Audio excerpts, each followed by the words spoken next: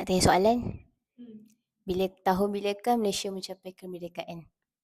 Tahun 1957. Betul. Tanggal 31 bulan 8 57. Siapakah Perdana Menteri Malaysia yang pertama? Tunku Abdul Rahman. Betul.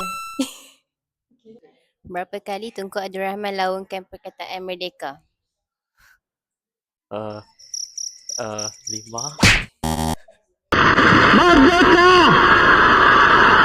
Tidak. Apakah bunga kebangsaan Malaysia? Bunga Raya. Apakah maksud bulan sabit pada jalur gemilang? Agama Islam sebagai agama persekutuan. Betul.